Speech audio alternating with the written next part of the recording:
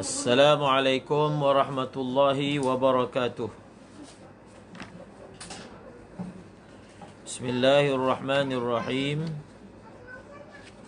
Alhamdulillahi rabbil alamin.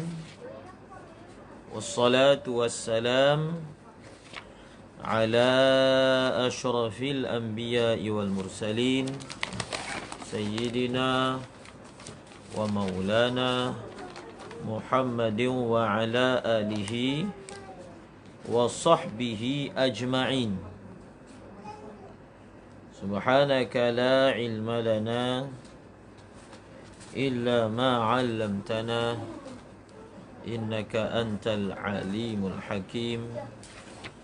Wa la hawla wa la quwwata illa billahil aliyyil azim.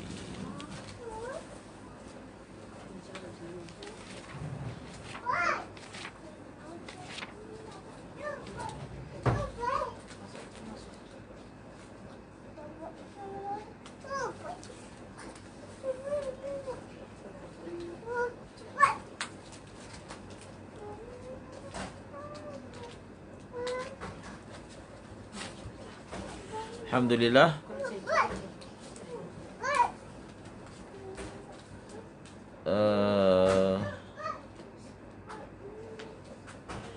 Kita akan sambung pengajian kita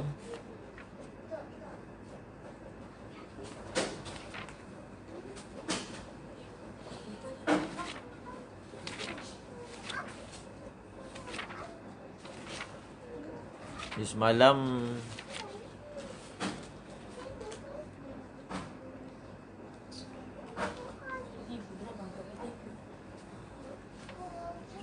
Kita berhenti pada perkataannya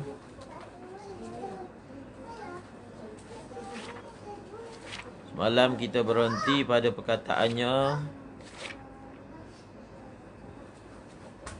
wa qala Ahmadu yukrahu ta'khiru khatmatin akthara min 40 yawman bila udhrin.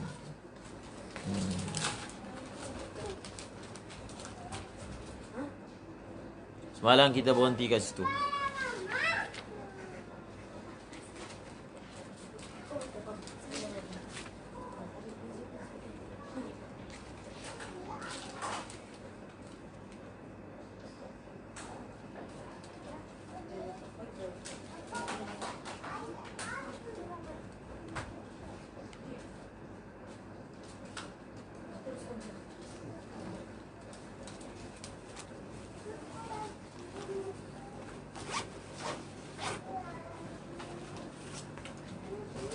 InsyaAllah kita mula. Boleh mula dah.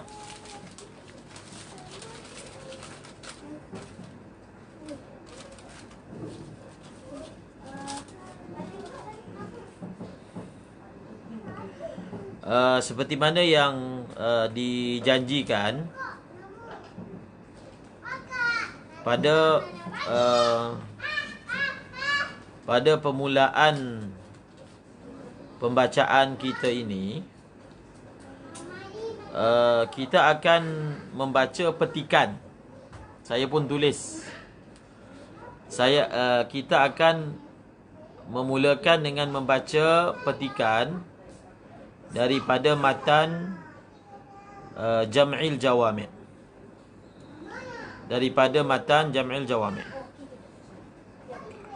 Jadi siapa yang ada kitab Jam'ul Jawami' boleh buka pada bab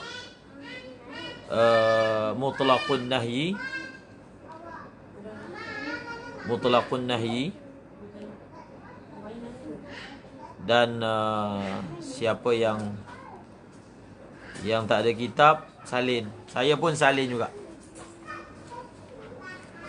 Waktu PKP ni kitab duduk dekat pejabat. Jadi tujuan saya ingin membicarakan tajuk ini, tujuannya, jadi semua boleh tengok balik pada perkataan yang kita belajar semalam. Perkataan yang kita belajar semalam. Itu sebenarnya. Cuba tengok pada perkataan semalam. Wa qala ba'dhum yabtulu aslu sawmihi wa huwa qiyasu Ahmada fi salati fil maghsubi wa huwa qiyasu madhhabi Ahmada fi salati fil maghsubi.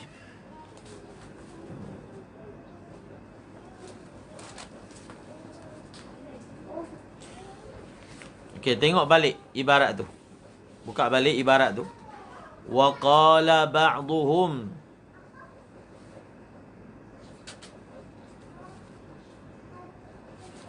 yabtulu aslu sawmihi wa huwa qiyasu madhhabi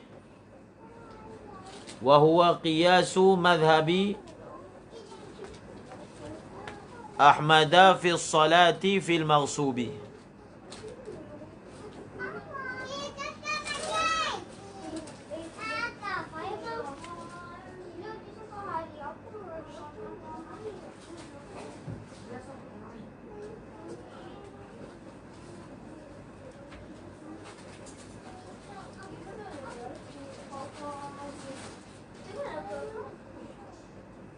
Dia dapat tak? Dapat tak yang semalam tu? Buka balik.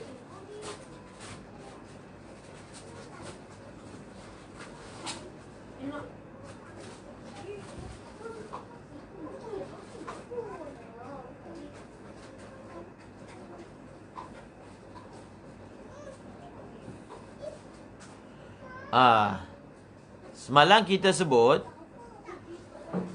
dalam i'anah pun sebut, wa qala ba'dhum ini adalah perkataan Al-Imam Al-Auza'i.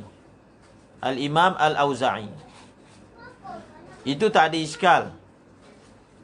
Tetapi yang ingin dibangkitkan iaitu pada perkataan beliau, wa huwa qiyasu madhhabi Ahmadah. Wa huwa qiyasu madhhabi Ahmadah. Maksudnya batalnya puasa itu dia adalah secara qiyasnya sama dengan madhab Imam Ahmad bin Hanbal dalam bab batalnya sembahyang fil maghsub. Batalnya sembahyang fil maghsub. Itu perkataan tu. Jadi dalam mazhab Hambali, kalau satu orang dia sembahyang, dia pakai baju curi, ataupun dia sembahyang di atas tanah yang dirampas, ataupun dia sembahyang, dia ambil wudu menggunakan air yang dirampas, maka sembahyangnya, wudunya tidak sah. Itu memang jelas. Itu memang jelas mazhab Imam Ahmad bin Hanbal. Cuma perkataan wahwa qiyasu tu, perkataan wahwa qiyasu tu, adakah musannif ingin memberitahu bahawasanya mazhab Imam Ahmad bin Hanbal juga batal puasa? Maksudnya mengumpat, membatalkan puasa. Di situ poin dia.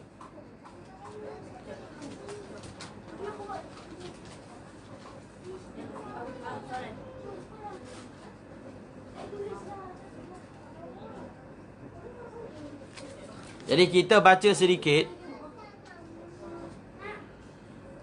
Kita baca sedikit kaedah. Ni dalam kitab Jamu Jawami'. Kita tak nak ambil masa banyak sangat. Tetapi kaedah ini ataupun usul ini penting. Usul ini penting. Jadi kalau kita belajar dalam usulul fiqh,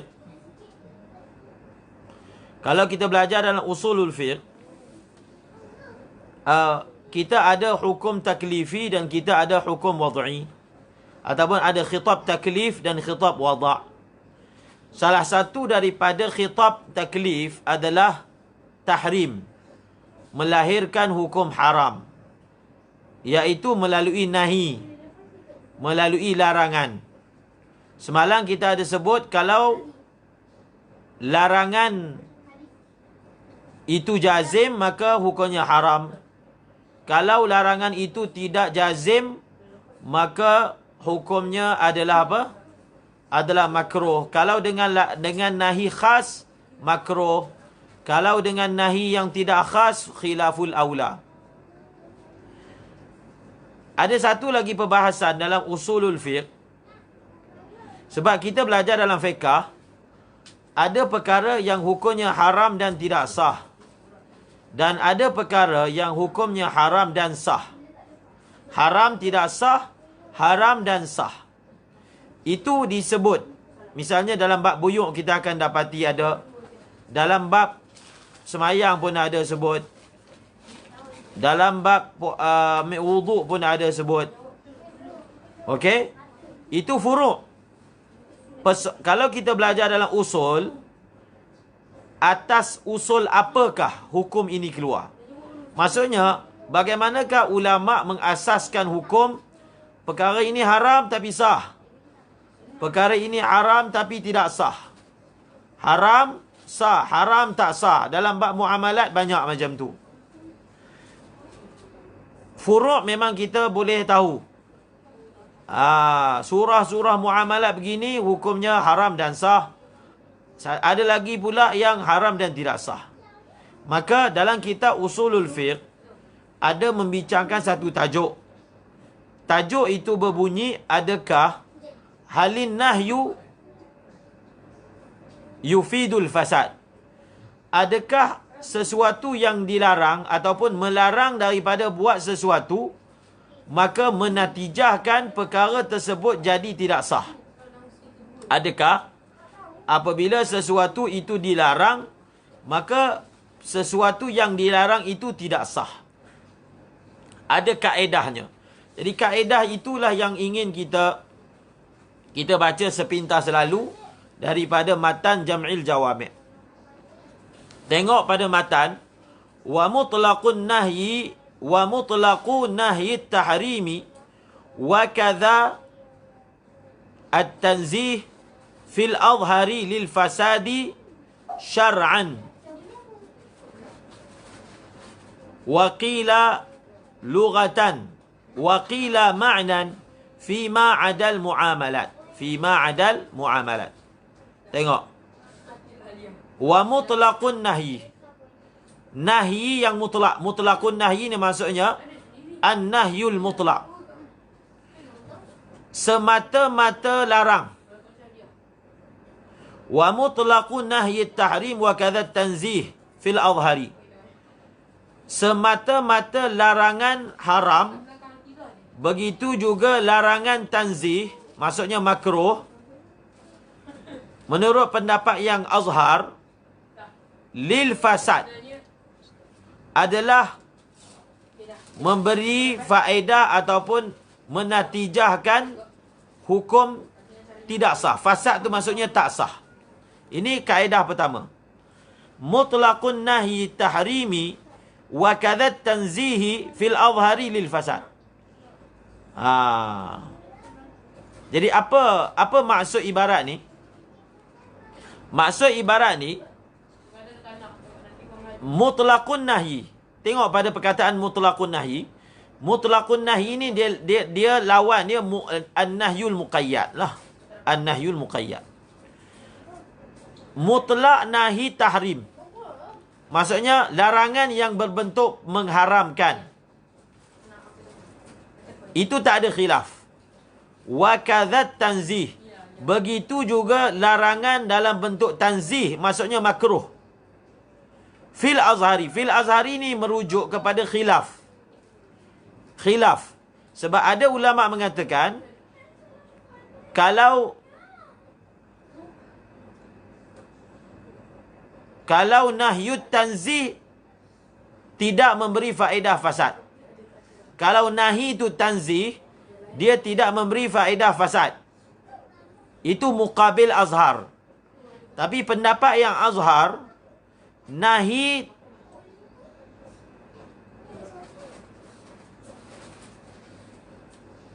tanzih juga memberi faedah apa?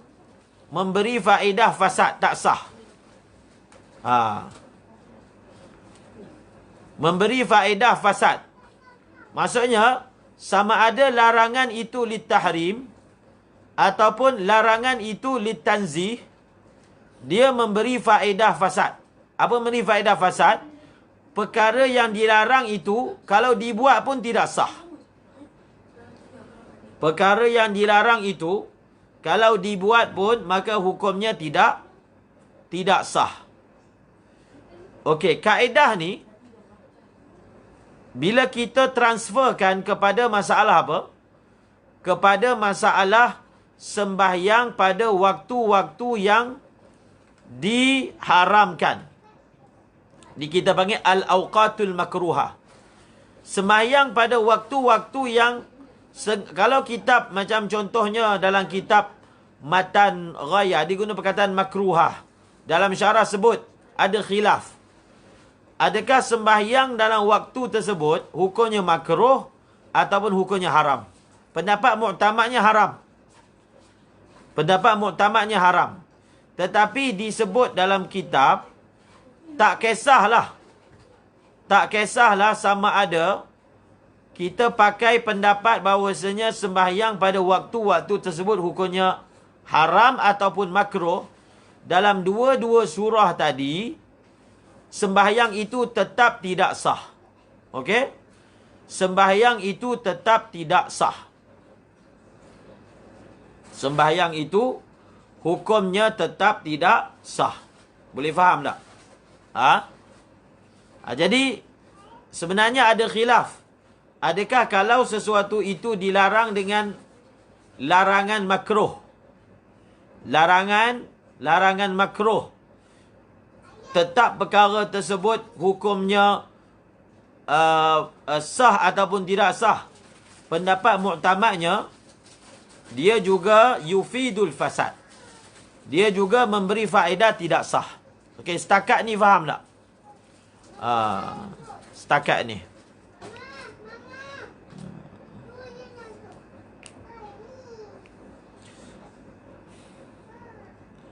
Kita cuba minimalkan masa untuk baca ni.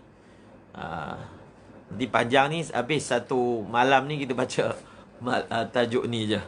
Okey, habis. Itu baris pertama. Kemudian, syar'an, waqila lughatan, waqila ma'nan. Syar'an, waqila lughatan, waqila ma'nan. Kalau kita mempelajari kitab usulul fiqh, khususnya dalam kitab Jam'ul Jawami', perkara ni biasa. Perkara ini biasa dibahaskan. An-nahyu yufidul fasad, syarak ke, atau segi bahasa ke, ataupun segi makna. Syarak ke, ataupun syarak ke, ataupun lughah ke, ataupun makna. Ada tiga pendapat.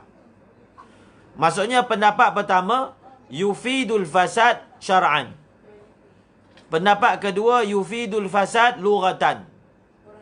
Pendapat ketiga, yufidul fasad ma'nan. Ada khilaf. Tetapi zahirnya, Imam Subki mentarjihkan yang pertama. Maksudnya, apa maksud syarak? Apa maksud an-nahyu yufidul fasad syar'an? Atas pendapat syarak. Syar'an. Maksud an-nahyu yufidul fasad syar'an, maksudnya hukum ini diambil daripada syarak. Kalau tak ada syarak, kita tak tahu. Hukum ini tak akan terbit. An-nahyu yufidul fasad syar'an tu maksudnya, ambilan hukum ini adalah daripada syarak. Ambilan hukum apa? Bahawasanya kalau sesuatu itu dilarang, maka hukumnya tak sah. Itu. Ambilannya daripada mana? Pendapat pertama kata ambilannya segi syarak. Ambilannya segi syarak. Ini yang ditarjihkan oleh Matin Jami'il Jawami'. Pendapat kedua, ambilannya adalah segi lurah. Apa maksud segi lurah? Segi bahasa Arab. Yakni ahlul lurah. Memang dalam bahasa Arab, maksudnya kalau tak ada syarak pun, memang dalam sifat bahasa Arab, kalau sesuatu itu dilarang, maka perkara yang dilarang itu kalau dibuat pun tidak diterima. Ambilannya lurah. Kalau pendapat yang ketiga, ma'nan. Ma'nan. Boleh tengok dalam syarah Al-Badrut Tali', syarah mahalli bagi kitab ni. Jadi dalam syarah mahalli sebut, apakah maksud bahawasanya an-nahyu yufidul fasad? Ma'nan tu maksudnya, ma'nan ni kalau dalam kitab Jam'ul Jawami', maksudnya dia selalu sebut ma'nan tu maksudnya aqlan. Ma'nan tu maksudnya aqlan. Macam mana aqlan? Maksudnya dengan kita boleh fikir.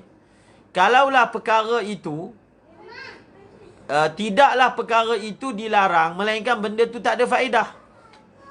Tak ada faedah maksudnya tak sah. Ma'nan tu maksudnya aqlan. Maksudnya tak ada faedah larang benda tu, melainkan kerana benda tu kalau buat tak ada apa-apa, sia-sia, tidak sah. Maka dapat difahami daripada akal, ma'nan, bahawasanya perkara tersebut tidaklah dilarang, melainkan kerana benda tu tak ada faedah. Melainkan dia tak ada faedah. Kalau dia ada faedah, dia tak dilarang lah. Faham? Jadi biasa perbahasan macam ni dalam kitab Jam'ul Jawami' dalam usul fiqh membahaskan tentang usul ini adakah diambil daripada syarak ataupun usul ini diambil daripada lughah ataupun usul ini diambil daripada akal. Habis. Fima adal muamalat. Fima adal muamalat. Jadi fima adal muamalat,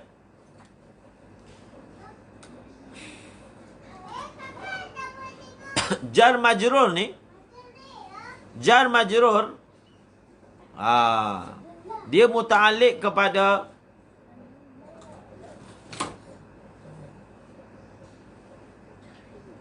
dia adalah zaraf kepada perkataan mutlaqun nahyi lil fasad. Mutlaqun nahyi lil fasad. Fi ma adal muamalat. Fi ma adal muamalat. Jadi fi ma adal muamalat ni dia muta'alliq kepada yang sebelum ni. Ni masih bersambung tu. Jadi syar'an wa qila lughatan wa qila ma'nan. Tak habis lagi tu. Fi ma adal muamalat. Itu khabar kepada mutlaqun nahyi. Khabar dia. Mutlaqun nahyi lil fasad ni ialah fi ma adal muamalat, pada perkara selain daripada perkara muamalat. Apa maksud perkara selain muamalat? Ibadat. Ibadat. Nasab. Nasab. Okey? Ulama bagi contoh, antara dalil usul bahawasanya dengan zina tidak sabit nasab. Dengan zina tidak sabit nasab. Jadi apabila zina itu dilarang, maka anak yang hasil dengan sebab zina itu tidak sah, fasad. Bila fasad, tidak sabit ubuwah dan bunuwah antara kedua-dua mereka. Jadi, diistimbatkan juga untuk sabitkan tersebut dengan usul ini. Okey? Fima adal muamalat. Wa fiha, hal tu kembali kepada al-muamalat. Tetapi dalam bab muamalat, kaedah dia macam ni. Wa fiha ay wa fil muamalat. Dalam bab muamalat, kaedahnya begini. Ini kalau kita belajar seawal warakat pun, ada bahas benda ni. Wa fiha in raja'a ila amrin dakhilin. Qala ibnu Abdissalam awihtumila ruju'uhu.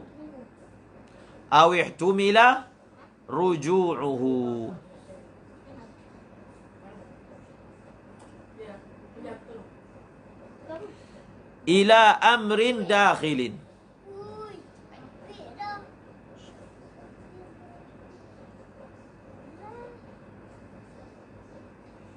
Okey.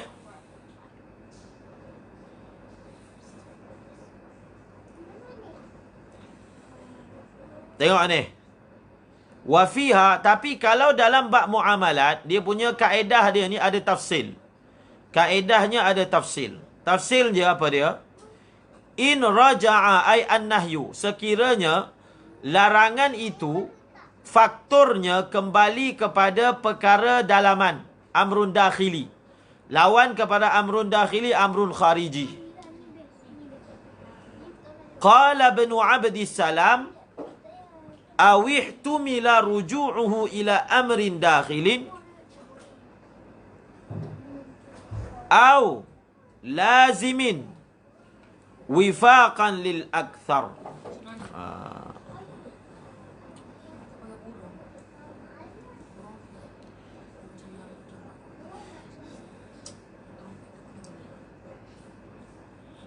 Okey? Faham tak ni? Ni matan Jamu Jawamik memang macam ni. Dia kata kalau dalam bab muamalat, dalam bab muamalat dia ada kait ni. Jadi ini dia ini adalah kait yang mana kita boleh takdir sendiri dia punya jawab dia. Maksudnya ila amrin dakhilin aw lazimin fahuwa yufidul fasad. Kalau dalam bab muamalat, sekiranya faktor larangan itu kembali kepada faktor dalaman, amrun dakhili. Qala ibnu Abdissalam. Ibnu Abdissalam telah tambah awihtumila ruju'uhu ila amrin dakhilin. Jadi awihtumila ruju'uhu ni dia ataf kepada raja'a ila amrin dakhilin. Raja'a ila amrin dakhilin. Ataf ini dipanggil ataf talqini. Ataf apa? Ataf talqini. Apa maksud ataf talqini? Di antara huruf ataf itu dia ada qala dan apa-apa yang mustaq daripadanya. Jadi dalam bab muamalat, sekiranya larangan itu kembali kepada perkara dalaman, ini kita bagi ataf talqini. Uhtumila ruju'uhu ni, dia kembali, dia ni ataf kepada raja'a. Maksudnya, Ibnu Abdissalam kata, ataupun sekiranya dia ini ada ihtimal. Yang pertama tu memang tahakkuk. Dia punya sebab larangan tu ila amrun dakhili. Tapi Ibnu Abdissalam tambah, ataupun ada ihtimal. Faktor larangan itu kembali kepada amrun dakhili. Okey? Maksudnya hukum dia sama. Au lazimin. Au lazimin. Au lazimin ni ataf kepada dakhilin. Au lazimin ataf kepada dakhilin. Okey? Wifaqan lil akthar. Jadi ini pandangan kebanyakan ulama, kaedahnya dalam bab muamalat macam tu. Dapat tak? Dapat tak? Maksudnya kalau kita boleh ringkaskan, kalau larangan itu dalam bab muamalat, kalau faktor larangan itu kembali kepada amrun dakhili ataupun amrun khariji tapi dia lazim. Dia amrun khariji tapi dia adalah lazim. Jadi kena tulis dia punya marja' dia tu. Tulis dia punya marja' dia. Pak kembali dia. Maksudnya pandangan ini adalah muafiq dengan kebanyakan ulama. Okey, apakah contoh dalam bab muamalat yang mana dia punya sebab larangan itu kembali kepada amrun dakhili. Dalam kitab selalu diberi contoh bai'ul malaqih. Ini contoh yang mana faktor larangan itu ialah amrun dakhil. Amrun dakhil contoh bai'ul malaqih. Bai'ul malaqih ni maksudnya menjual anak dalam kandungan. Menjual anak dalam kandungan. Jadi menjual anak lembu. Jadi Nabi SAW larang, naha an bai'il malaqih. Hadisnya begitu. Maka ulama mengatakan, ni tengah bagi contoh ni. Bai'ul malaqih. Jadi malaqih ni adalah isi kandungan binatang. Jadi kita tak boleh buat akad jual malaqih, tak boleh. Maksudnya malaqih itu ialah maksud bil bai'i. Tak boleh. Kalau buat juga hukumnya tak sah. Hukumnya tak sah. Haram dan tidak sah. Sebab apa? Faktor larangan itu ada pada malaqih itu sendiri. Apakah amrun dakhil yang ada pada malaqih? Iaitu jahalah. Malaqih itu adalah benda yang majhul. Maka menjualnya malaqih ni janin lah, janin. Anak dalam perut. Anak binatang dalam perut. Maka hukumnya tidak apa? Hukumnya tidak sah. Ataupun larangan itu kembali kepada amrun khariji tapi lazim. Dalam kitab dia bagi contoh bai'u dirham bidirhamain. Bai'u ini contoh bagi amrun lazim. Bai'u dirham bidirhamain. 1 dirham tukar dengan 2 dirham. Masalah ni kita khilaf dengan Hanafi. Mazhab Syafi'i tak sah. Ini bai'un sarf. Bai'un ribawi. Mazhab Hanafi sah, mazhab kita tak sah. 1 dirham dengan 2 dirham. Okey, ini contoh amrun khariji tapi dia adalah lazim. Habis.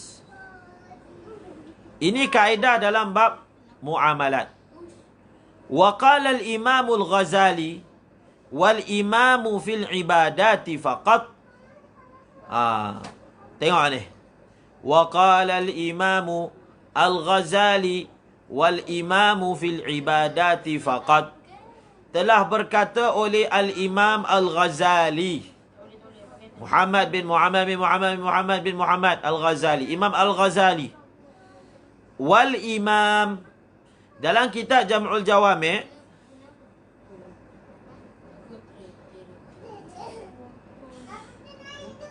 bila disebut al-imam maksudnya apa? Maksudnya ayah beliau. Bila disebut al-imam maksudnya ayah kepada Imam Subki. Imam Ghazali dan juga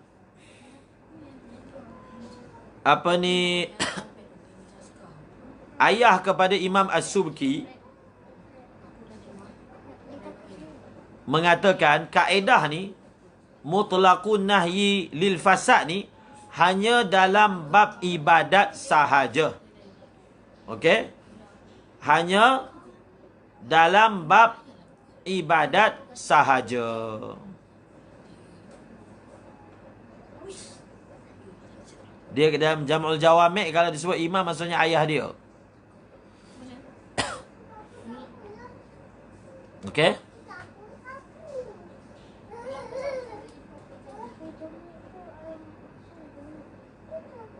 Kalau Ar-Razi, beliau sebut Ar-Razi, beliau sebut imam.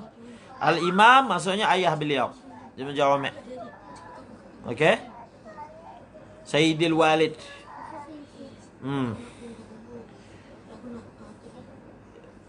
Dalam bab ibadat sahaja.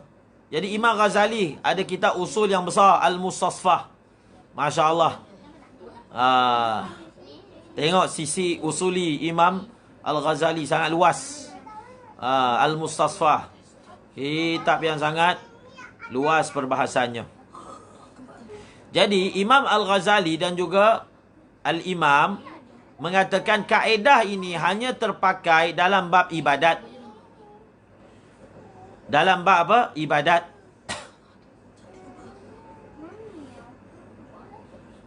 Tetapi dalam bab muamalat kaedah ni tak terpakai. Boleh tengok dalam syarah Mahalli.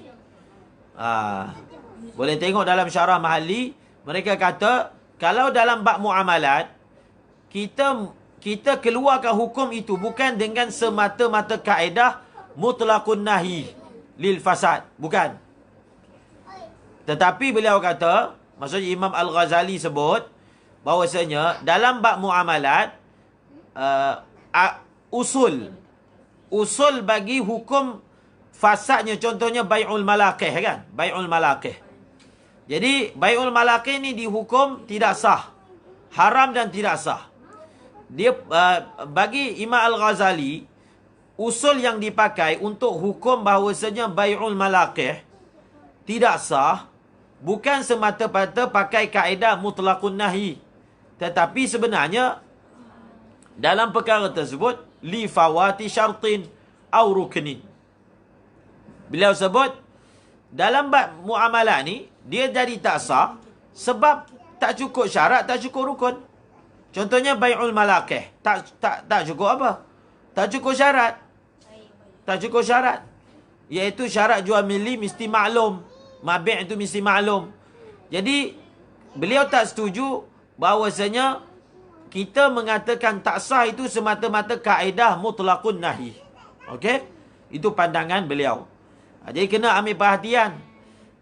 Jangan kita sangka, oh Imam Ghazali kata mutlaqun nahi lil fasad ni dalam bab ibadat. Maknanya Imam Ghazali kata bahawasanya bai'ul malaqih sah lah. Jangan faham macam tu. Dia tak boleh istimbah macam tu. Ini selalu saya bagi ingatan kat pelajar. Walaupun kita nampak macam dalam bab usul tu lafaz ataupun sirah antara ulama tu berbeza, tak semestinya mereka dalam furu' dalam bab yang sama akan berbeza. Tak semestinya. Tak semesti. Dia tak boleh buat kesimpulan mudah macam tu.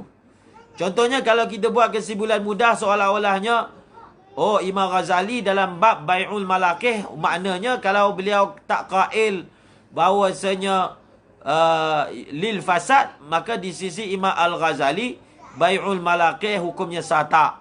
Imam Ghazali pun kata tak sah juga. Faham? Jadi dia kaedah dia ginilah. Tidak semesti ada dua ulama memfatwakan hukum yang sama bagi sesuatu masalah yang sama, mereka menggunakan usul yang sama. Tak semestinya. Tak semestinya. Faham tak? Tak semestinya kalau kita tengok mazhab Syafi'i dengan mazhab Hanafi dalam satu masalah hukum sama. Hukum sama. Tetapi tidak semestinya usul yang mereka pakai dalam mengeluarkan hukum tu sama. Dan tak semestinya kalau kita tengok ada dua ulama ni nampak dia punya sirah dia dalam usul tu macam tak sama, maka kita boleh buat kita boleh buat apa? Kesimpulan mudah je, tak kena tengok syarah juga. Okey? Itu ringkasnya. Fa in kana kembali ke benahi. Fa in kana an-nahyu li kharijin kal wudu'i fil maghsubi bil maghsubi lam yufiduhu 'indal akthar. Lam yufiduhu indal akthar. Fa in kana ay fa in kana nahyu. Kalaulah larangan itu li kharijin. Kalaulah larangan itu li kharijin, maksudnya li amrin kharij. Kalaulah larangan itu faktornya faktor luaran. Dia amrun kharij ni ada dua. Satu amrun kharij lazim. Satu lagi amrun kharij ghairu lazim. Jadi yang dimaksudkan di sini ini amrun kharij ghairu lazim.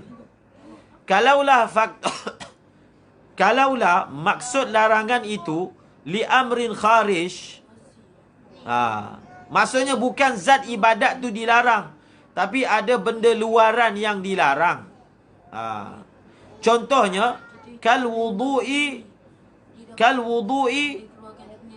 bil maghsub lam yufidhu indal akthar. Jadi kat sini kaedah ni dipakai dalam dua-dua masalah. Dalam bab ibadat pun kita pakai, dalam bab muamalah pun kita pakai. Maksudnya kalau ada sesuatu benda ibadat dilarang, kalau ada sesuatu muamalah dilarang, tetapi faktor larangan tu amrun kharij ghairu lazim, maka larangan itu tidak menatijahkan ibadat itu hukumnya tak sah. Ibadat itu, muamalah itu hukumnya tak sah. Kita ambil satu contoh. Dalam kitab ini, dalam bab ibadat.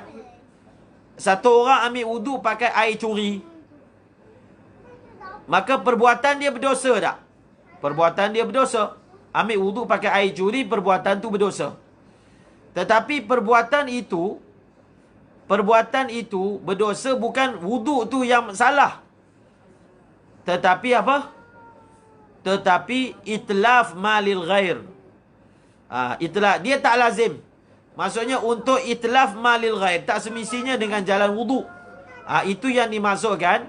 Larangan ini, perbuatan wudu dengan benda yang haram tadi hukumnya haram. Tetapi faktornya bukan zat wudu itu, tetapi amrul kharij, iaitu itlaf mal ghair. Maka di sisi kebanyakan ulama, wudu itu hukumnya sah. Kita ambil satu contoh lagi.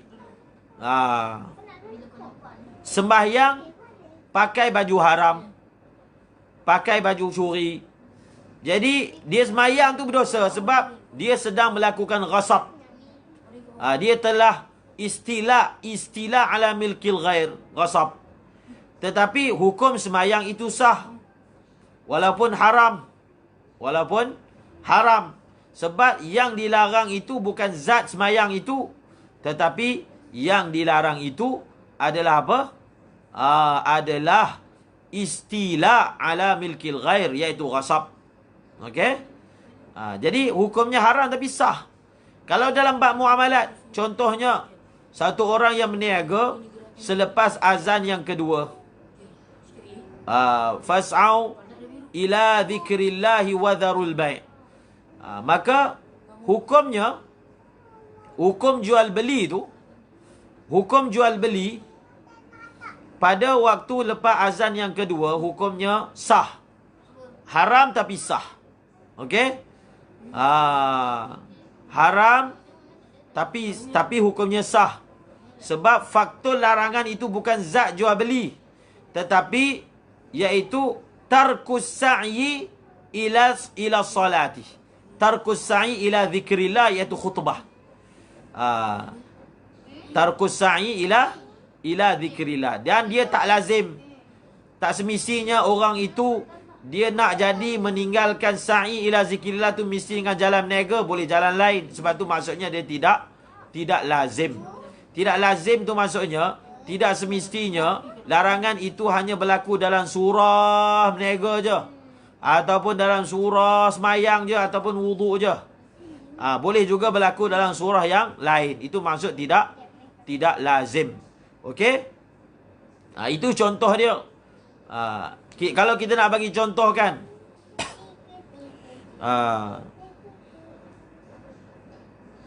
kalau kita nak bagi contoh, satu orang yang dia puasa pada hari raya pertama, maka hukumnya haram dan tidak sah. Sebab apa? Lazim daripada dia berpuasa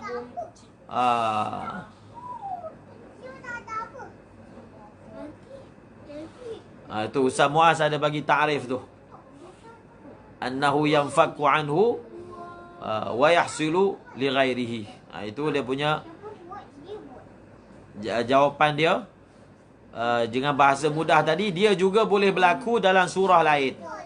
Tak semestinya itlaf malil ghair berlaku dalam surah wudu saja, ataupun istila ala milkil ghair berlaku dalam surah salat menggunakan baju yang haram. Okey?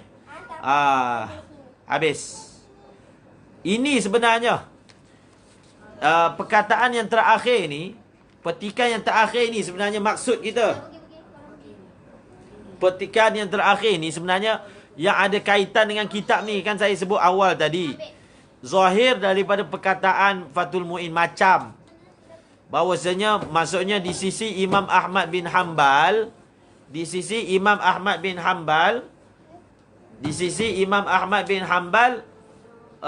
kalau satu orang mengumpat ketika puasa, puasa dia batal. Kan? Sebab kalau kita kias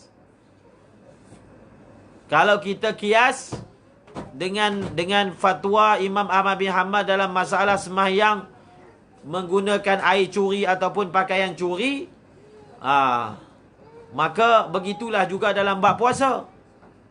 Walaupun dia amrun khariji, begitu. Kita tengok mazhab Imam Ahmad. Ini petikan terakhir. Wa qala Ahmad. Ini maksud asal perbahasan sebenarnya. Wa qala Ahmadu yufidu mutlaqan. Dalam mazhab Imam Ahmad bin Hanbal, an-nahyu yufidu al-fasada mutlaqan. Jadi wa qala Ahmad yufid ay yufidun nahyu. Maf'ul kepada yufid ni mahdhuf. Maksudnya al-fasad. Wa qala Ahmad yufidu ay yufidun nahyu al-fasada mutlaqan. Wa qala Ahmad yufidu ay yufidu an-nahyu al-fasada mutlaqan.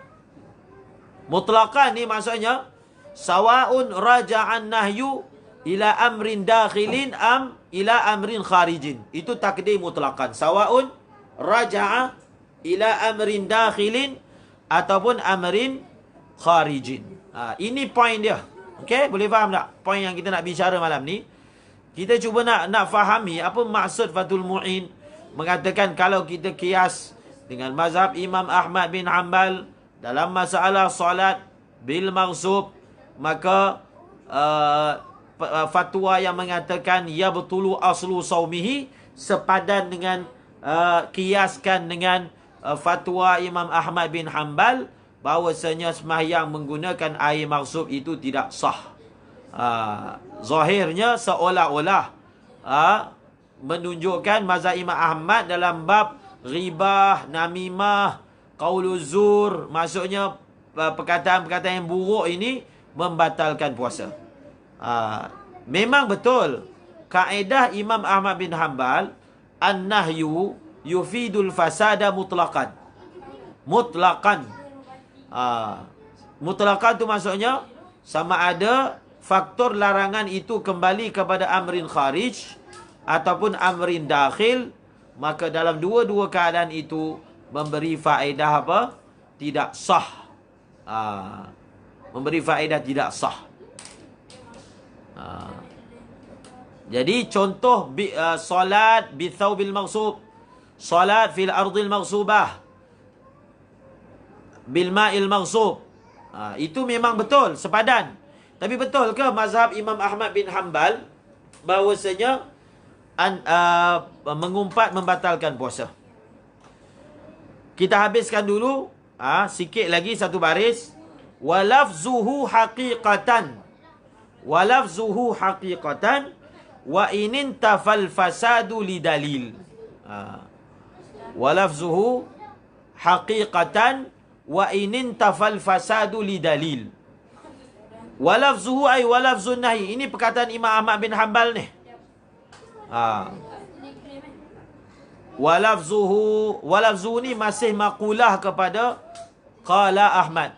Qala Ahmad.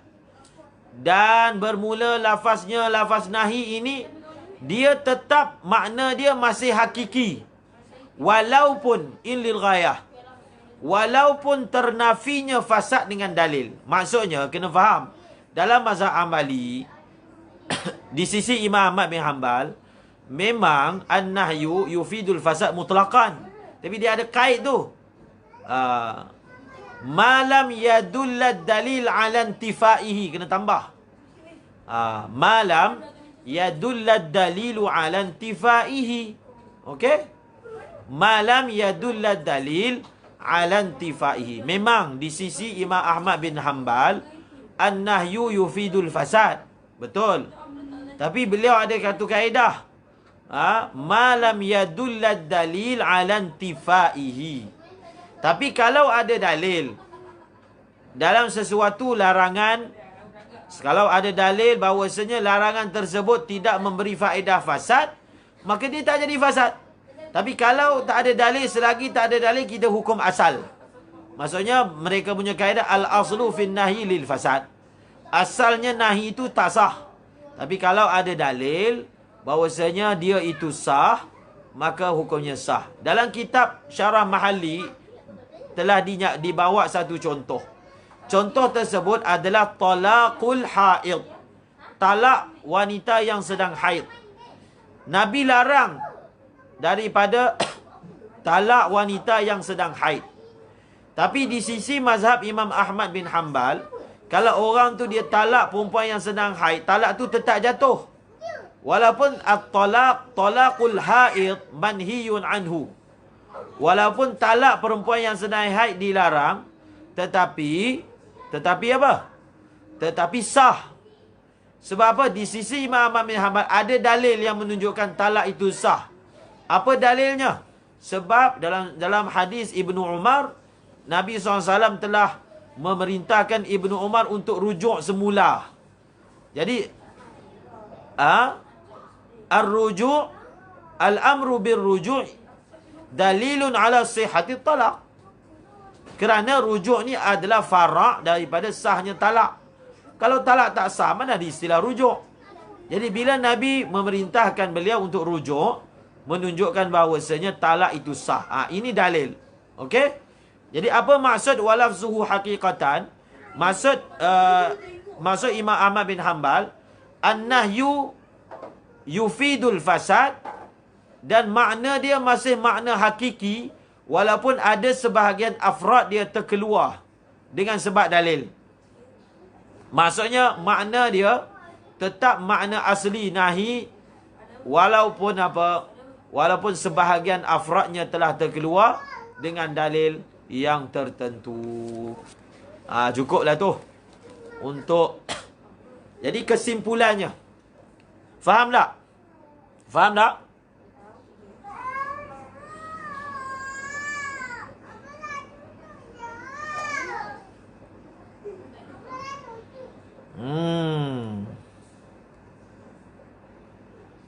Faham tak?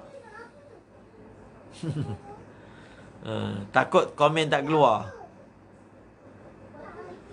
Komen keluar ya.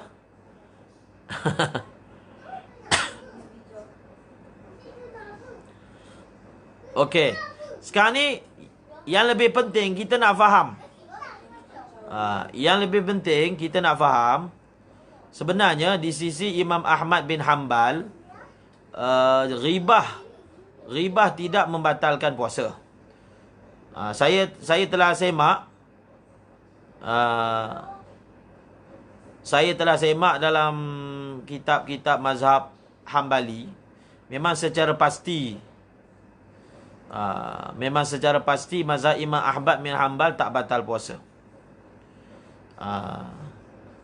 Ada satu perkataan Imam Ahmad bin Hanbal yang sering dinukilkan oleh ulama Hambali. Lafaz dia, "Lau kanatil ghibatu tuftiru." "Lau kanatil ghibatu tuftiru." makana lana saumun. Ataupun lam yabqa lana saumun. Ini perkataan ni memang dinukil banyak. Imam Ahmad sebut, "Lau kanatil ghibatu tuftiru,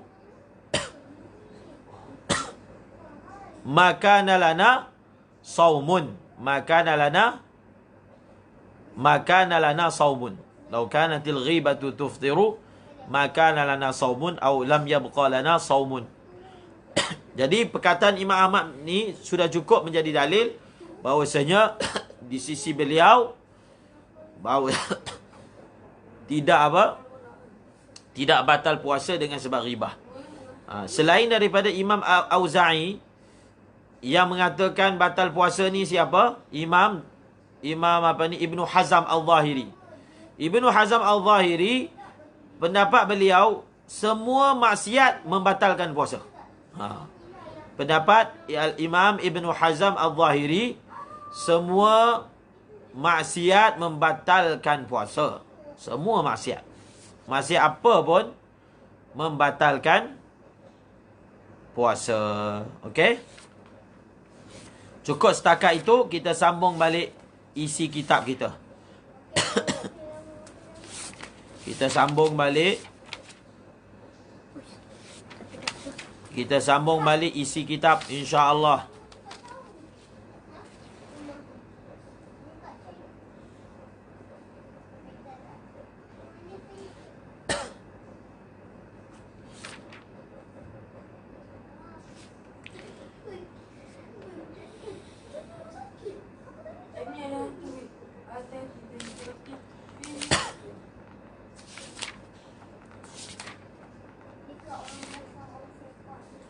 Okey, sambung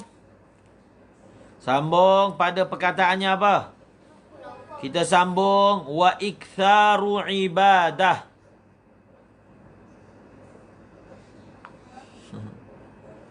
Wa iktharu ibadah. Mazhab kita sah.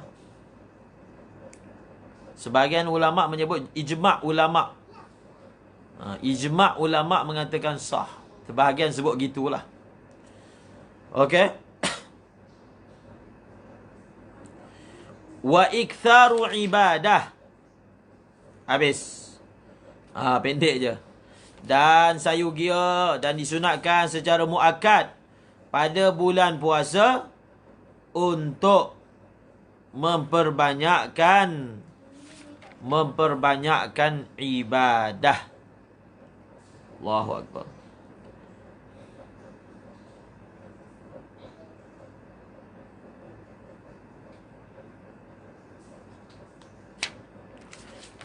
Jadi kita masuk apa? Kita masuk bab iktikaf. Jadi bulan puasa sayugia memperbanyakkan ibadah.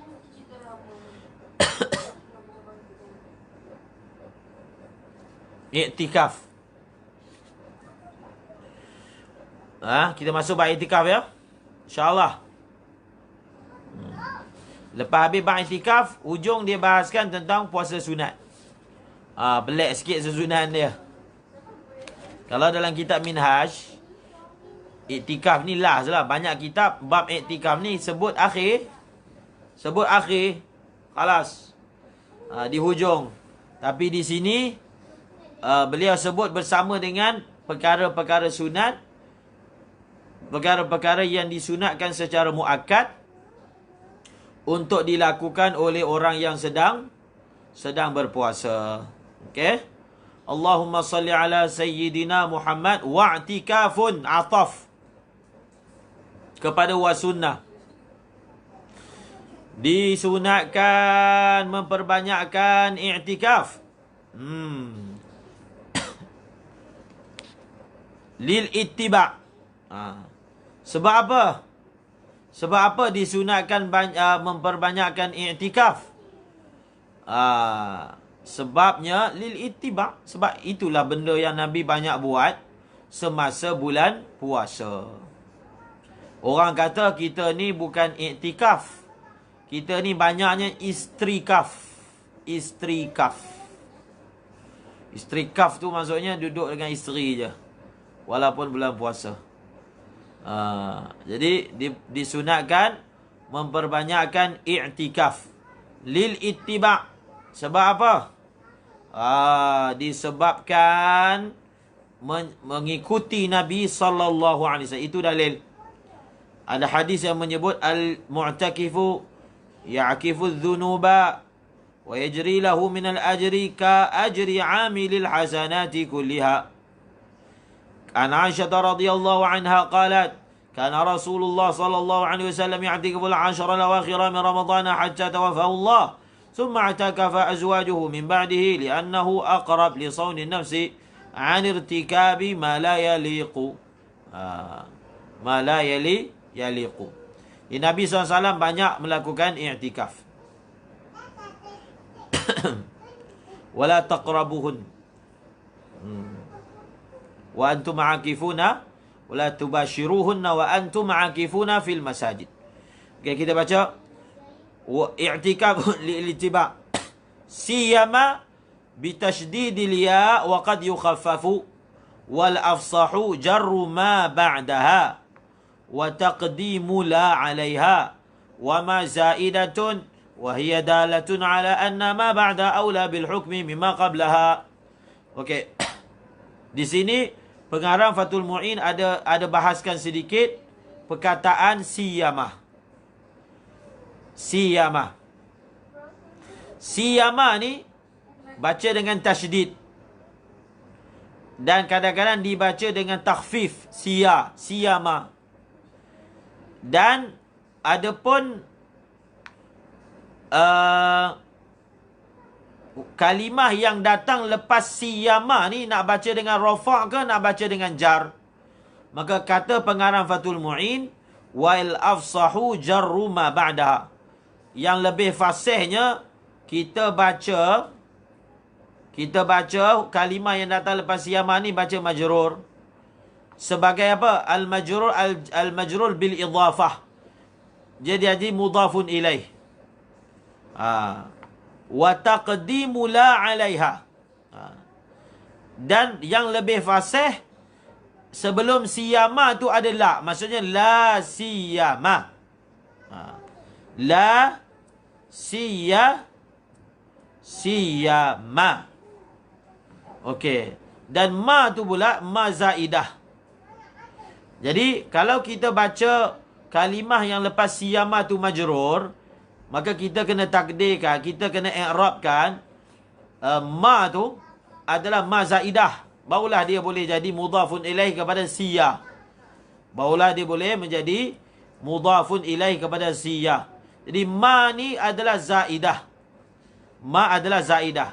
Jadi ma zaidah ni adalah untuk i'rab dibaca dengan majrur. Kalau dibaca dengan marfu', maka ma itu adalah ma mausul.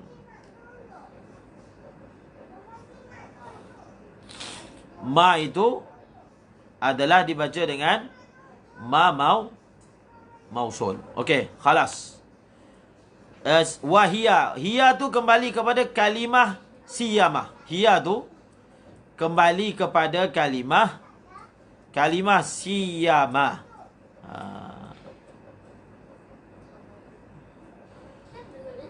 Kalimah apa? Siyamah.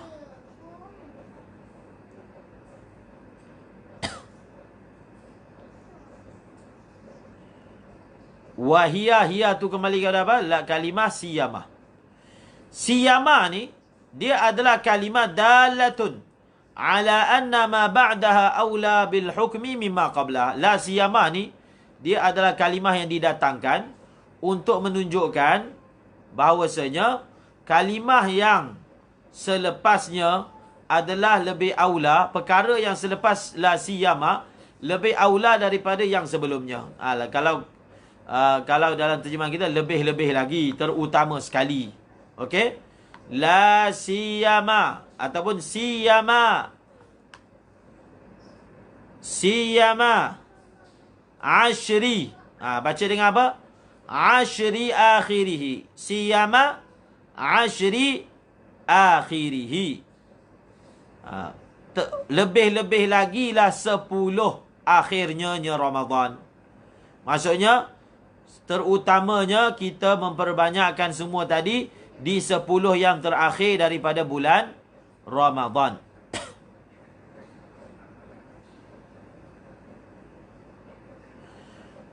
Fayata'akkadu lahu al-iktharu thalathatil madhkurati lil-ittiba'. Maka tertakkidlah baginya saim memperbanyakkan 3 perkara yang telah disebutkan. 3 perkara itu sedekah, membaca Al-Quran dan juga beriktikaf. Wa yusannu, jumpa. Wa yusannu ayyam kutha mu'takifan ila salatil idi wa an ya'takifa qabla dukhulil ashri wa yata'akkadu iktharul ibadatil madhkurati fihi raja'a musadafati lailatul qadri. Tengok ni. Disunatkan bahawasanya berdiam seseorang itu beriktikaf sampailah solat raya. Ini ramai tak buat lah. Dia iktikaf ni, kita iktikaf sampai pagi raya, sampai habis mayang raya baru balik rumah.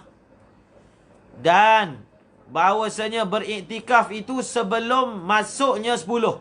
Sebelum masuk 10 dah mula dah ihtiyat. Kemudian apa? Dan dituntut secara muakkad memperbanyakkan ibadat-ibadat yang disebut fihi. Fihi. Hi kembali kepada apa? Hi itu kembali kepada apa? Hi.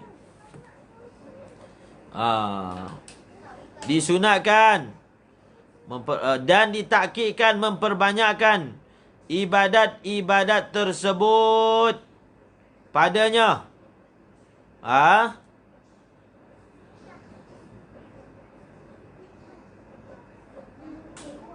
Pada 10 yang akhir. Raja'a musadafati lailatul qadri. Sebab apa?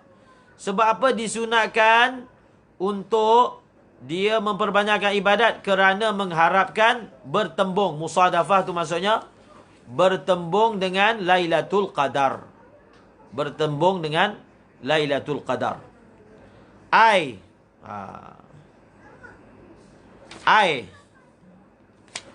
ni kita belajar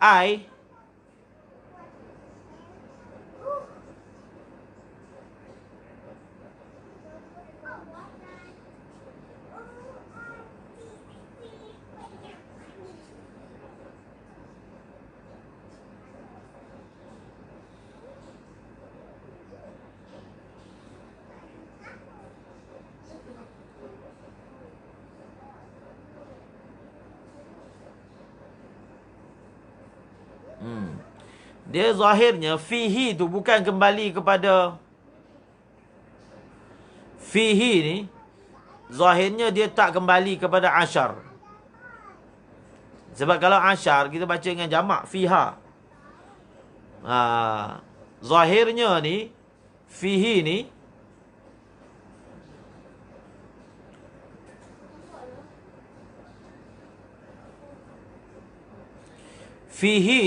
kembali kepada i'tikaf.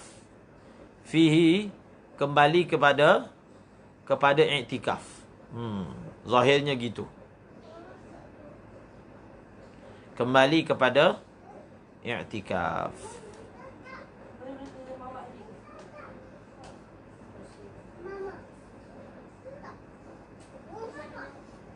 Okey? Jadi hi itu memang zahirnya kembali kepada i'tikaf. Maksudnya, masa dia tengah iktikaf tu, diperbanyakkan dia memperbanyakkan ibadat-ibadat yang disebut. Okey, ai ni dia adalah tafsir. Ai ni huruf tafsir. Ingin mentafsirkan perkataan qadar. Qadar tu maksudnya apa? Qadar tu maksudnya apa? Ai al-hukmi. Qadar Lailatul Qadar.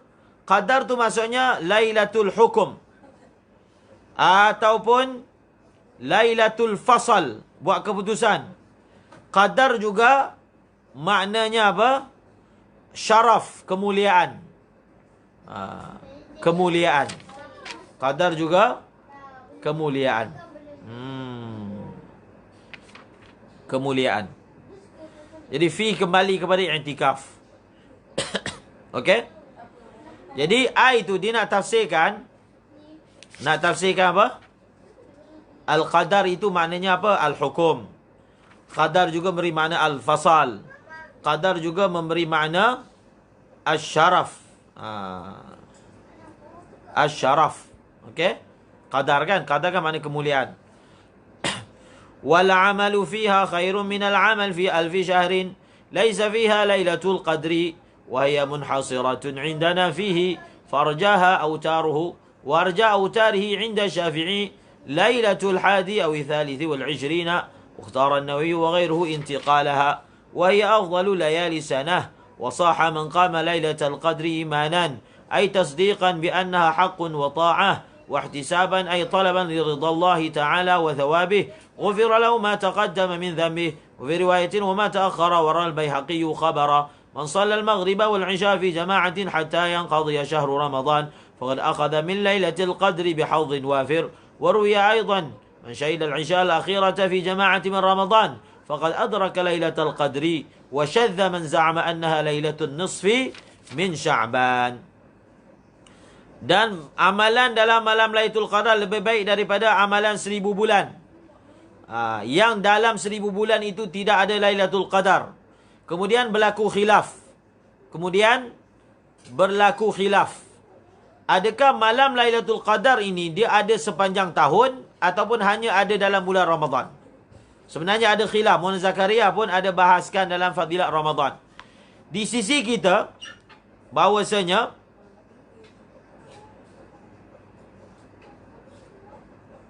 wahiyya munhasiratun indana fi. Di sisi kita, maksudnya di sisi jumhur ulama Syafi'i, bahawasanya Lailatul Qadar ini munhasir, hanya terkepung dalam apa? Dalam 10 yang terakhir saja. Wahiyya munhasiratun indana fihi. Wahiyya munhasiratun indana fihi. Wahiyya munhasiratun indana fihi. Oh, tapi kat sini fihi ni dia kembali kepada al-ashr. Di sini fihi ni kembali kepada al-ashar. Jadi kalau kat sana pun fihi pun boleh kembali kepada al-ashar. Oh, boleh. Fihi tu boleh kembali kepada al-ashar. Yang tadi sebelum ni. Yang tadi kita kata i'tikaf kan, tapi kat sini fihi ni kembali kepada 10 akhir. Al-ashar. Al-ashar. 10 akhir. Sebab 10 ni betul lah dia mufrad. Dia punya kalimah dia kalimah muzakkar. Jadi boleh baca fihi. Okey? Jadi yang sebelum ni pun kita takdirkan fihi itu kembali kepada 10 juga. Bukan i'tikaf. Okey? Jadi di sisi jumhur ulama Syafi'i, malam Lailatul Qadar ini hanya ada dalam 10 akhir. Okey? Kenapa sebab begini? Sebab ada ulama sebut Lailatul Qadar ni dia mungkin ada sepanjang tahun. Ada sebahagian ulama Syafi'i mengatakan Lailatul Qadar boleh ada awal daripada 10 akhir. Maknanya boleh ada pada 10 yang kedua. Pun ada pandangan begitu. Itu maksud pengarang Fathul Mu'in sebut pendapat yang rajih di sisi kebanyakan ulama mazhab Syafi'i, Lailatul Qadar ini hanya ada pada 10 akhir. Farjaha. Farjaha. Maksudnya ha tu kembali kepada al-awqat. Ha tu kembali kepada al-awqat. Maksudnya fa'arjal awqat autaruhu. Malam-malam ganjilnya. Wa arja autarihi inda Syafi'i. Di sisi Imam Syafi'i, di antara malam-malam ganjil daripada 10 akhir yang paling diharapkan datangnya Lailatul Qadar ialah malam 21 dengan malam 20, malam 23. Okey? Waqtaran Nawawi wa ghairuhu. Imam Nawawi dan selain daripada Imam Nawawi memilih pandangan intiqalaha, bahawasanya malam Lailatul Qadar boleh berpindah-pindah. Maksudnya Imam Nawawi memilih bahawasanya malam Lailatul Qadar ni boleh berpindah-pindah. Wahia, dan malam Lailatul Qadar adalah malam yang paling afdal dalam setahun. Dan sabit dalam hadis, siapa yang bangun pada malam Lailatul Qadar dalam keadaan beriman, maksudnya membenarkan bahawasanya dia adalah hak dan ketaatan dan ihtisab, mengharapkan redha daripada Allah dan pahala, diampunkan dosanya yang telah lalu. Dalam satu riwayat, dosa dia akan datang. Dan dalam riwayat yang lain, siapa semayang maghrib dan isyak dalam berjemaah sehingga habis bulan Ramadan, maka sesungguhnya dia telah mengambil bahagian yang banyak daripada Lailatul Qadar. Ada riwayat yang lain, siapa yang datang semayang isyak yang akhir, maksud semayang isyak berjemaah pada bulan Ramadan, sesungguhnya dia telah dapat Lailatul Qadar. Dan telah syazlah orang yang berpandangan bahawasanya yang dimaksudkan dengan Lailatul Qadar itu adalah malam nisfu Syaban. Maksudnya, ada pendapat syaz yang kata, inna anzalnahu fi lailatul qadr. Maksudnya malam, apa dia? Malam nisfu Syaban. Dhaif tu. Ada yang mentafsirkan, inna anzalnahu fi lailatul qadr. Lailatul Qadar itu maksudnya malam nisfu Syaban. Dhaif, syaz. Pendapat itu adalah syaz. Kalau nak baca ushr, 1/10.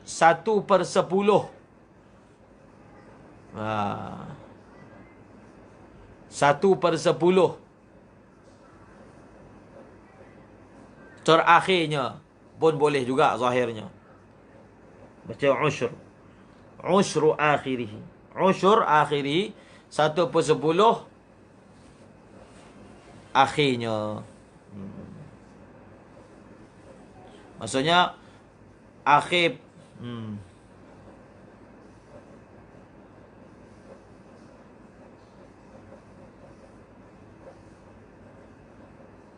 1/10 yang akhir.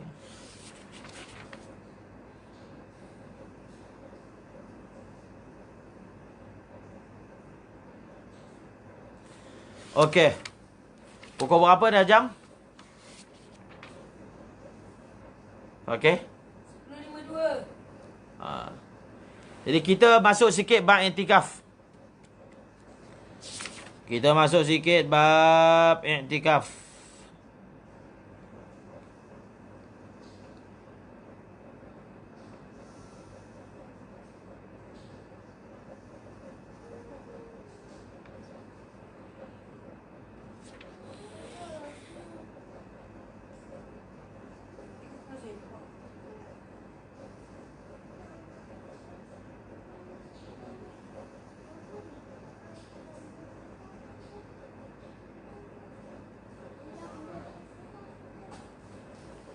Okey.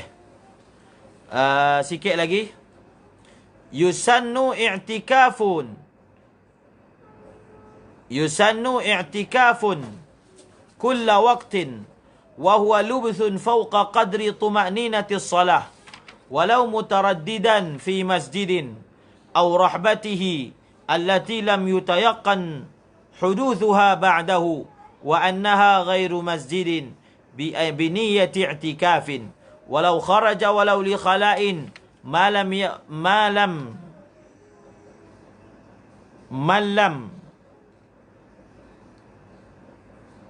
يقدر الاعتكاف المندوب أو المنذور بمدة بلا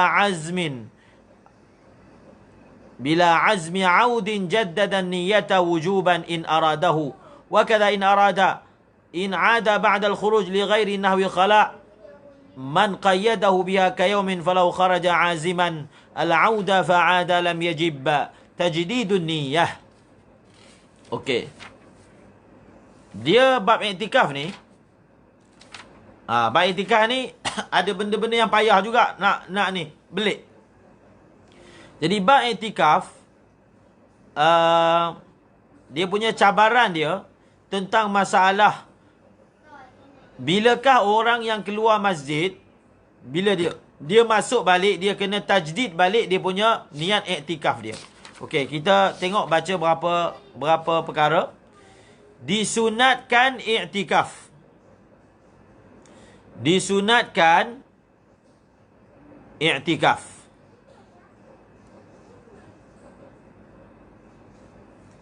Setiap waktu. Maksudnya, iktikaf ini dia punya waktu dia setiap waktu. Bila-bila pun masih ada sunat untuk iktikaf.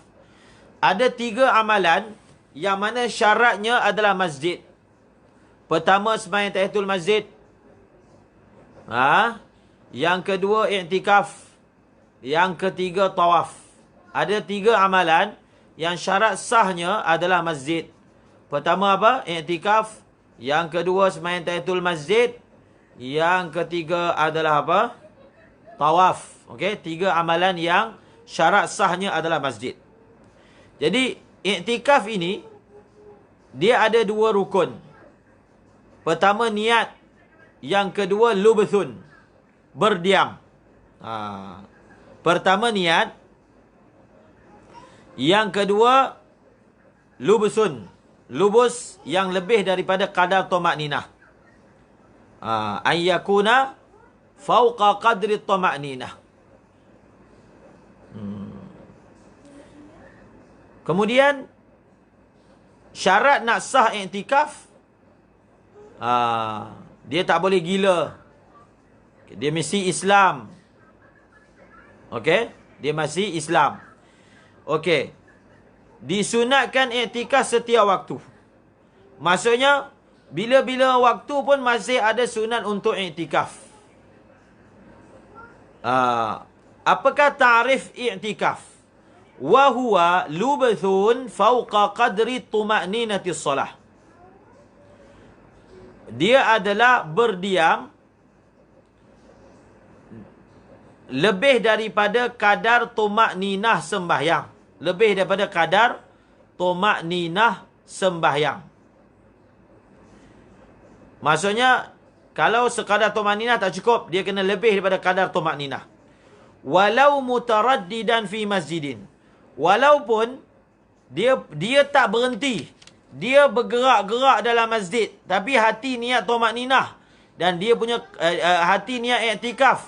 Lebih daripada kadar tumakninah, dah sah dia punya iktikaf dia. Maksudnya, daripada ibarat ni kita faham, iktikaf ini tidak disyaratkan istiqrar dan sukun. Tak syarat. Iktikaf ini, dia tidak disyaratkan istiqrar ataupun sukun. Tidak disyaratkan.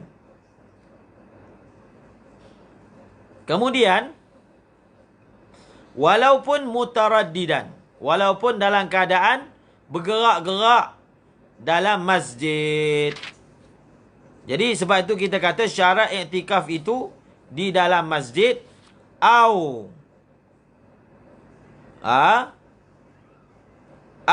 rahbatihi allati lam yutayaqqan huduthuhu ba'daha. Wa annaha ghairu masjidin bi niyyati i'tikaf. Ni. Ataupun di dalam rahbahnya tu kembali kepada masjid. Allati lam yutayaqqan, yang tidak diyakini huduthu ha tu kembali kepada rahbah ba'dahu ay ba'dal masjid. Wa annaha, dan bahawasanya ha itu kembali kepada rahbah ghairu masjid. Ghairu masjid ni dia ataf kepada hudusuha. Okey. Jadi kita baca sampai sinilah. Kita baca sampai biniyati i'tikaf, insya-Allah. Jadi kita tengok panjang sikit kat sini. Jadi tadi kita sebut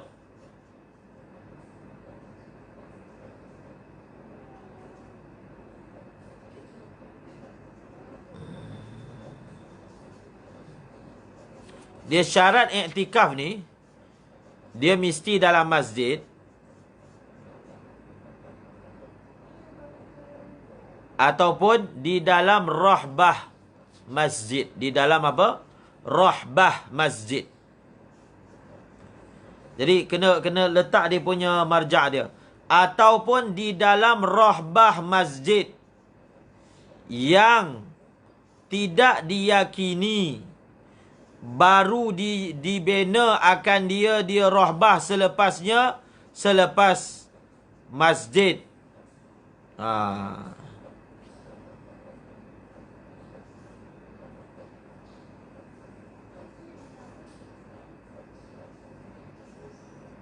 Ataupun dan bahawasanya wa annaha ghairu masjidin biniyati i'tikaf. Jadi biniyati i'tikaf ni dia muta'alliq kepada lubsun. Lubsun biniyati i'tikaf. Lubsun biniyati i'tikaf. Okey, kesimpulan dia macam ni.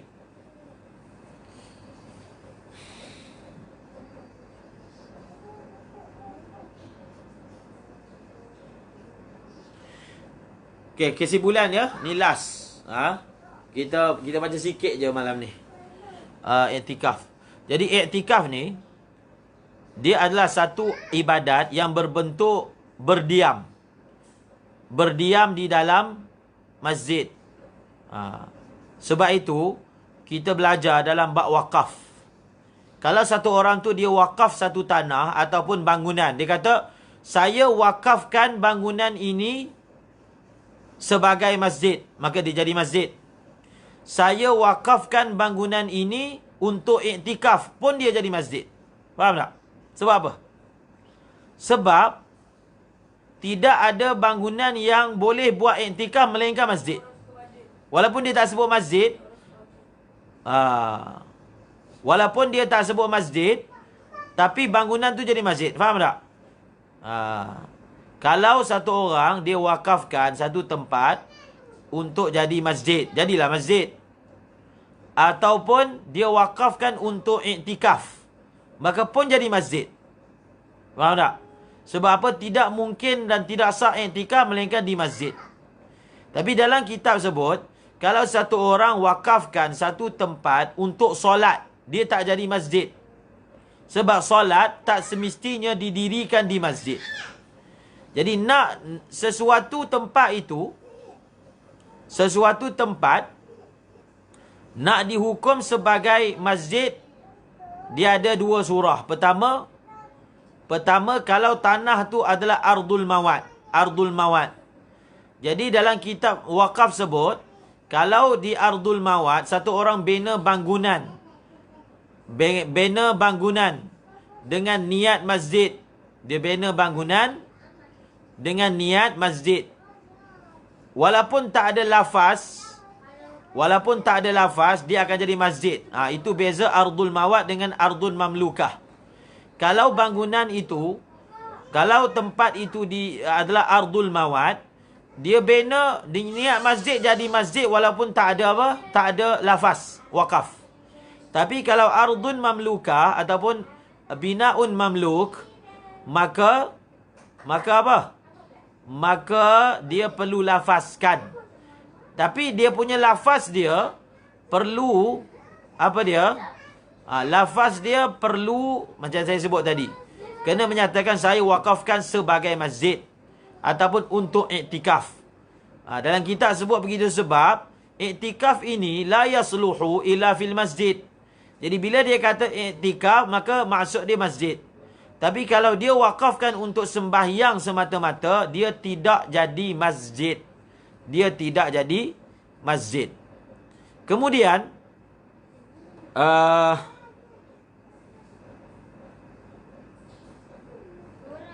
ulama bincangkan tentang apa? Ulama bincangkan tentang sesuatu tempat yang bentuk dia ni bentuk masjid. Bentuk dia bentuk masjid. Tapi kita tidak tahu hal dia. Kita tidak tahu tentang hal tempat tersebut. Adakah tempat tersebut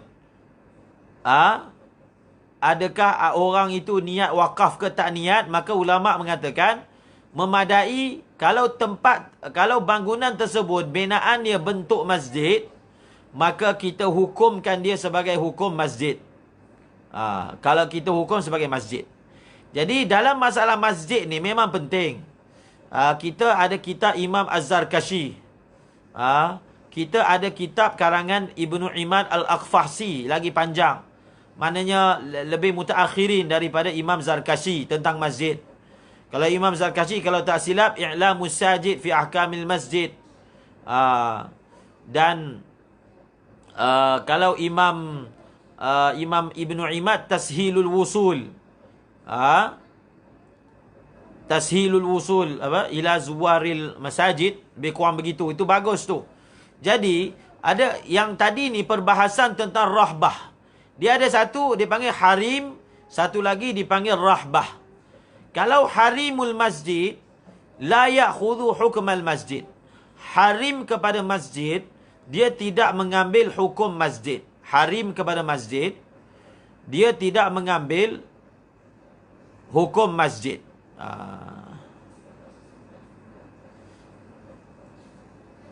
Itu satu. I'lamus Sajid.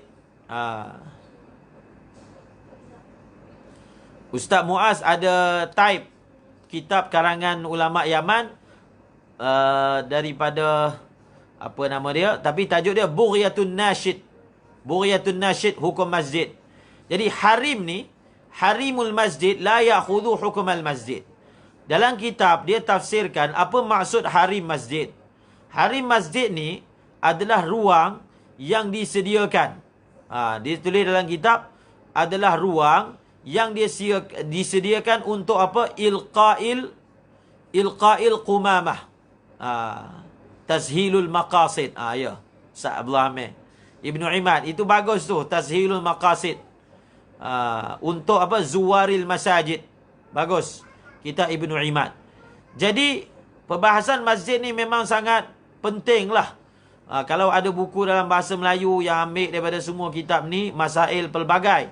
Sangat cantik. Jadi, harim masjid ni disebut, ta'rif dia adalah ma yu'addu. Ma yu'addu li'ilqa'il qumamah wa sabbil ma'. Itu harimul masjid. Macam kita kata kaki lima lah yang kat luar tu, tepi longkang tu. Itu dipanggil harim masjid. Ma yu'addu li'ilqa'il qumamah wa sabbil ma'. Kawasan-kawasan yang mana disediakan untuk apa? Kawasan-kawasan yang disediakan untuk buang sampah daripada luar tingkap itu, dan kawasan untuk tuang air. Itu dipanggil harim. Jadi harim masjid, dia tidak mengambil hukum masjid. Tetapi dalam kitab ada bahaskan tentang rahbah. Rahbah masjid ni, sehinggakan Imam Nawawi bahaskan bahawasanya perbahasan tentang rahbah masjid ni sangat penting. Dia sangat penting dan perlu ditahqiqkan. Jadi dalam majmu' Imam Nawawi ihtimam juga, boleh cek perbahasan tentang rahbatul masjid. Jadi rahbatul masjid, kalau tengok dalam kitab Fathul Mu'in sebut, rahbatul masjid ini rahbatul masjid adalah bahagian yang mana dihukum sebagai masjid. Rahbatul masjid. Tapi cuba tengok dalam kitab disebut ada dua syarat. Ada dua syarat rahbatul masjid, kita tak hukum sebagai masjid. Kita akan hukum sebagai masjid dengan dua syarat. Rahbatul masjid akan dihukum sebagai masjid dengan dua syarat. Syarat pertama, adamu tayaqquni huduthiha ba'dahu. Itu yang pertama. Adamu tayaqquni huduthiha ba'dahu. Iaitu syarat pertama rahbah masjid ini dihukum masjid, ialah tidak diyakini bahawasanya rahbah itu ditambah selepas dibina masjid. Maksudnya masjid buat dulu baru rahbah dibuat. Syarat pertama. Kemudian yang kedua, annaha ghairu masjid. Syarat kedua, adamu tayaqquni annaha ghairu masjid. Adamu tayaqquni annaha ghairu masjid. syarat rahbah itu dihukum sebagai masjid ialah apa? Tidak diyakini dia itu bukan masjid. Kalau dua syarat ini ada, barulah rahbah itu dihukum sebagai masjid. Bila rahbah itu dihukum sebagai masjid, maka barulah boleh iktikaf di sana. Jadi dia akan ambil lah semua hukum masjid. Sembahyang tahiyatul masjid, perempuan haid, perempuan nifas, boleh masuk ke tak boleh masuk, dua syarat. Okey. Jadi rahbah ni, kalau dalam kitab diberi ta'rif ni. Kalau dalam kitab diberi ta'rif rahbah ni adalah apa? Rahbah ini diberi ta'rif adalah apa? Dengan ta'rif, lebih kurang ta'rif dia makanun yuhawwatu lil masjid. Lebih kurang lafaz Arab dia tak, nanti saya bawa lagi. Tapi dia punya terjemahan dia, rahbah ini adalah ruang, rahbah ini adalah ruang yang mana dia telah dikepung ruang tersebut dengan dinding. Dengan dinding masjid. Dia mahuwita, tu ta'rif dia. Mahuwita li ajlil masjid. Rahbah ini adalah kawasan, dia kawasan lapang. Tapi kawasan itu dia ada kepungan dan dia disediakan untuk masjid. Macam kita selalu sebut macam beranda masjid kan, beranda. Jadi beranda masjid tu adalah kawasan, dia satu memang bersambung dengan masjid. Dan dia ada kepungan tepi dia, dia punya dinding dia, benteng dia. Maka itulah yang dimaksudkan dengan rahbah. Satu ruang utama, satu lagi dia punya beranda. Lebih kurang macam tu kalau masjid kita. Jadi beranda itu ataupun rahbah. Tapi rahbah ni nak kata terjemah beranda pun tak juga. Tapi kalau dalam konteks tempat kita ni beranda lah. Ma huwita li ajlil masjid huwita. Ada haid tu. Sesuatu kawasan lapang yang mana dikepung untuk masjid. Dan dia bersambung dengan masjid. Maka kawasan itu juga dihukum sebagai masjid. Kecuali kalau kita memang yakin dia di-extend kemudian. Yakin. Ataupun kita yakin dia tu memang bukan disediakan untuk masjid. Tetapi kalau kita tengok masjid tu dah memang ada macam tu bangunan, kita hukum dia masjid. Okey? Kita hukum dia apa ni?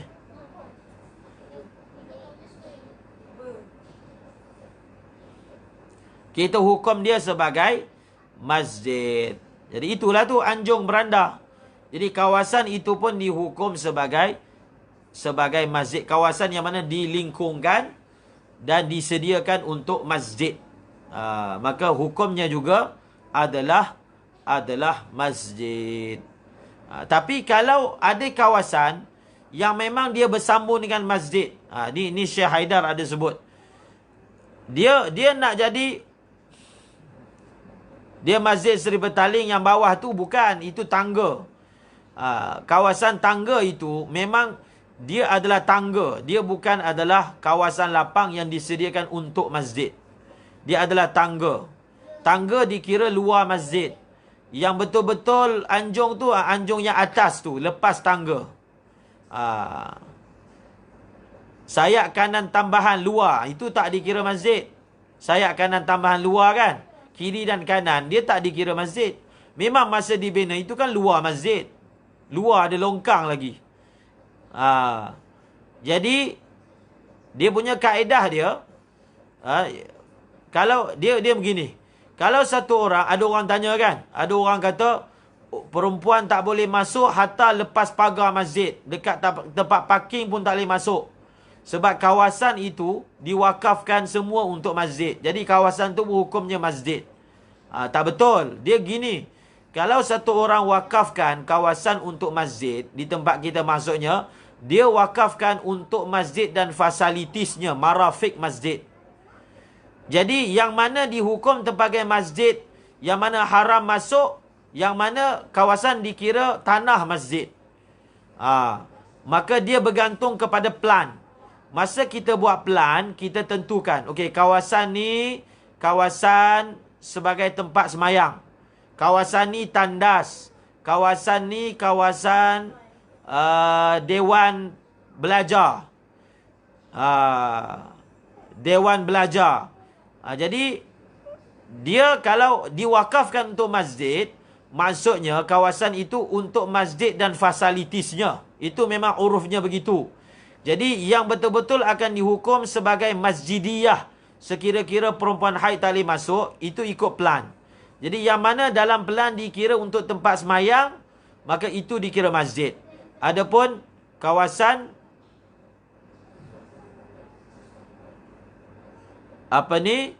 kawasan apa? Kawasan yang mana masa plan awal tu kita sediakan sebagai dewan, tempat nikah. Memang daripada awal begitu. Maka dia tidak dikira sebagai masjid. Dia sebenarnya masalah rahbah ni, fatwa dia ni, ialah berdasarkan apa? Berdasarkan ihtiyat. Maksudnya, kalau kita tengok ada ruang yang mana dia bersambung dengan masjid, maka kalau kita tak tahu dia punya asal mahsul dia, kita hukum dia masjid. Kita hukum dia adalah masjid. Jadi kalau macam masjid KLIA itu kawasan yang menuju ke tandas, zahirnya dia bukan masjid. Tapi kawasan yang dah masuk ruang yang mana luar daripada dewan solat, kawasan itu memang disediakan juga untuk solat, maka zahirnya dia juga dikira sebagai masjid.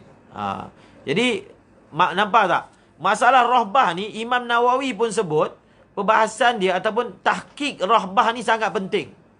Maknanya nak dapatkan sempadan ni sangat penting sebab dia akan menerbitkan hukum yang penting. Imam Nawawi sendiri sebut dalam Majmu', mentahqiqkan sempadan rahbah itu adalah perkara yang sangat penting, yang perlu dikaji dengan teliti. Okey? Wallahu alam bis-shawab.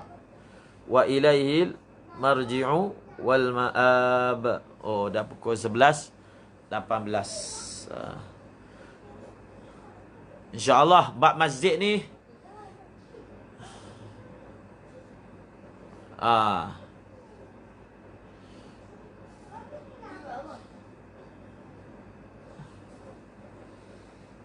jadi kitab-kitab yang disebut tadi itu penting tu. Ibn Imad Tashilul Maqasid, kitab I'lamus Sajid bi Ahkamil Masjid, kitab Bughyatun Nashid bi Ahkamil Masjid. Maka masail-masail untuk tahqiq ruang tersebut. Apatah lagi masalah surau dengan masjid. Jalan menuju ke tandas, anjung belakang tu dikira masjid. Anjung belakang dikira sebagai masjid, tapi yang tangga tu kita tak hukum sebagai masjid. Anjung belakang kita hukum sebagai masjid, tapi yang turun tangga tu kita tak hukum sebagai masjid. Jadi insya-Allah jadi perbahasan belum matang lagi sebenarnya berkaitan dengan masjid ni. Dia ada perbahasan dalam kitab Fathul Mu'in juga, dalam I'anah. Tadi ada Ustaz Luqman dan Nuri tu nukilkan, boleh mutola'ah lagi tentang masjid ini. Sempadan-sempadan itu, border-border tu perlu diukur dengan baik, kerana hukumnya adalah apa? Adalah berbeza.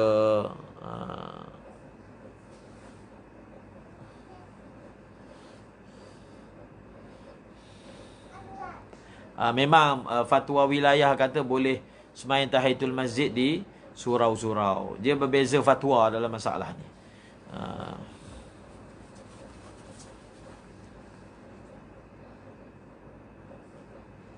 Dia kalau kawasan yang bukan asal masjid, kemudian kawasan-kawasan di-extend, kawasan itu tetap tidak akan jadi masjid kalau tak diwakafkan.